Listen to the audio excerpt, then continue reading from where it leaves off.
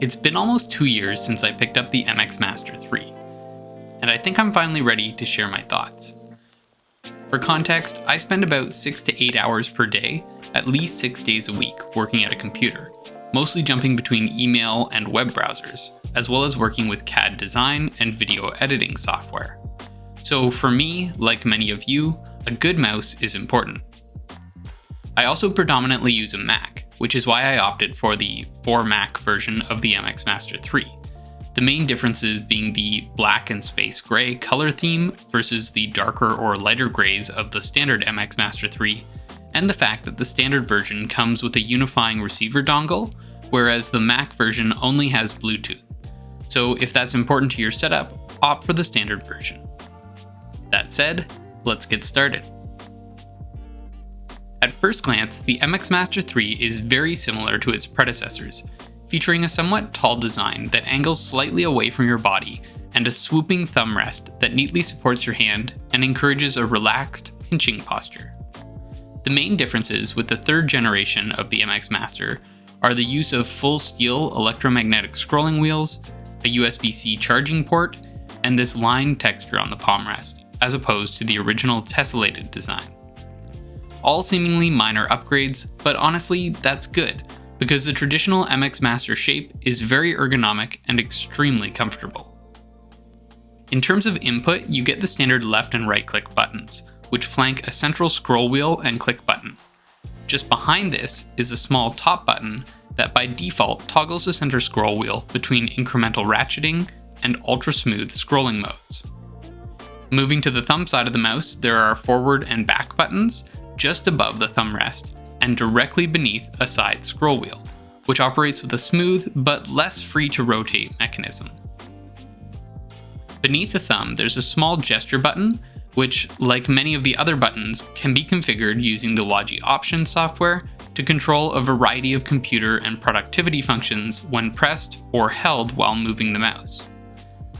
Aside from this, the only other buttons on the MX Master 3 are the power toggle and device switching button, which are both located on the underside. It's also worth noting the battery charge indicator LED, which is located next to the horizontal scroll wheel. This is perfectly within my peripheral vision while using the mouse, but powered off unless it's charging or in need of a charge. As I alluded to earlier, the MX Master 3 is extremely comfortable in the hand. There's a reason the overall design hasn't changed much since the original MX Master mouse. It works, and it just feels right.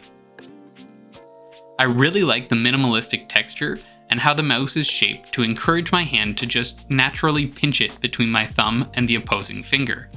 It's comfortable whether I'm just sliding the mouse around or if I'm hopping the cursor while I work. The MX Master 3 isn't explicitly designed for on-the-go work, so it's a bit on the heavier side, weighing in at 142 to 143 grams. But, that said, I have been known to throw it in my backpack from time to time, and I think it travels pretty well. In terms of materials, all of the black buttons are hard plastic, with the exception of the gesture button, which is embedded beneath the soft touch rubber that wraps around most of the palm touch points. Aside from this, the scroll wheels are made of machined steel, featuring regularly cut channels to provide grip. Otherwise, the remainder of the mouse body is made up of a hard, metallic-looking plastic, which wraps around the bottom and accents the darker areas. After 2 years of use, I really wouldn't change anything about the MX Master 3 construction. It's held up excellent against my day-to-day wear and tear, only picking up a few scratches on the lighter body plastic as a consequence of me occasionally throwing it in my bag without a case. None of which has impacted the performance of the mouse in any way. When it comes to function, the MX Master 3 is elegant. I've seen a few users discussing issues with the center scroll wheel intermittently skipping or failing to detect when the wheel was spinning, but I can't say that has ever been an issue for me. In my experience, scrolling has actually been a highlight. I usually keep the center wheel in ratcheting mode to provide a traditional incremental scrolling feel, but this can be quickly toggled to an ultra smooth scrolling mode using the top button, depending on your preference. Both scrolling modes are achieved using an inductive electromagnetic system rather than a physical mechanism, which is pretty neat and works really well. And the wheel will automatically pivot from ratcheting to smooth scrolling if you flick the wheel, allowing you to quickly jump through documents at a rate of up to 1,000 lines a second, then immediately return to the precision of incremental scrolling when you're done. Oh, and because the system is inductive, the ratcheting movements are silent unless you flick really hard, an added bonus for communal workspaces. Additionally, the MX Master 3's built-in battery is designed to last 70 days. Though I haven't explicitly tracked this, that claim seems totally reasonable given my real-world use. Over the past 2 years, I can barely remember charging it at all. And you can still use it while you charge it via the USB-C port at the front, giving it a feel of a traditional wired mouse. Or, if you're on the go, you can plug in for 1 minute to provide a quick charge that will last you 3 hours. It's also worth noting that the MX Master 3 will remember up to 3 devices at a time. This was necessary for me so that, like my K780 keyboard, I can easily switch between my Mac, PC, and iPad as needed. You simply switch between devices using the small circular button on the underside of the mouse, or hold that button to trigger pairing mode once you've selected the device number you wish to set. My only regret is that the toggle button is on the bottom of the mouse and that you can't assign that functionality to one of the top buttons, which would be more convenient. But, by far, the biggest selling feature of the MX Master series, aside from the comfort, is the customizability of the buttons, which is done using the Logi Options software. Once connected, you can vary all of the standard mouse functionality within the point and scroll tab, things like scroll direction and pointer speed, which varies between 200 and 4000 dpi in increments of 50. But the real value comes from changing the function of each of the 6 programmable buttons on the top and side of the mouse. I won't go into too much detail here because this could easily be a standalone video, but it's fair to say that you can get really intentional and make each button and wheel do exactly what you want, which can be consistent across all applications or can vary depending on which application is in use. For example, while browsing the web, you may want the forward and back buttons to act as the next and previous buttons, navigating you through your history. But while using a video conferencing app like Zoom, these buttons can toggle your camera or microphone to be on and off, which is super convenient. To configure your mouse and app-specific actions, all you have to do is toggle on application-specific settings, then add the application that you wish to customize, some of which have pre-configured suggestions to work from. For me though, the most important button to customize is the gesture button beneath your thumb. I've opted to fully customize it so that a single click opens the download folder, and moving the mouse while holding the button performs actions that mimic the gestures that I find to be most helpful when using my MacBook's trackpad. For me, these are launching mission control to show me all of the windows in my desktop when the mouse is slid up,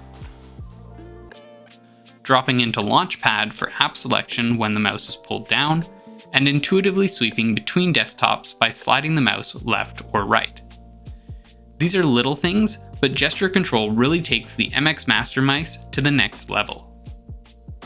And you can go even deeper in customization by configuring Logitech's Duo Link, which assigns secondary functionality to all of the buttons and gestures if you hold down on the function key on your keyboard. Something I honestly haven't tried that much, but could be very helpful if you're a power user. Similarly, the MX Master 3 also supports Logitech Flow, which uses the edge of your screen to trigger your mouse and supported Logitech keyboards to automatically switch between the device that they're connected to when the cursor moves through the edge of the screen, essentially saving you from toggling the mouse and keyboard manually between devices using their buttons. I honestly haven't used this that much, because I usually run my Mac and PC through the same monitor, so there's some manual input switching required anyway. But if you use multiple computers side by side, this could be quite helpful. If you are going to use Flow, you may wish to configure the switch to occur only when you hold Control while the mouse hits the edge of the screen, to avoid the frustration of accidental switches. It's also worth noting that both devices should be connected to the same Wi-Fi network for this to work, and you can copy and paste across devices, which is pretty neat. Logitech Flow works between Mac and Mac, PC and PC, or Mac and PC, but as of May 2022, iPadOS is not supported, though Apple's new Universal Control accomplishes the same thing between a Mac and an iPad, so if you need that functionality, check it out.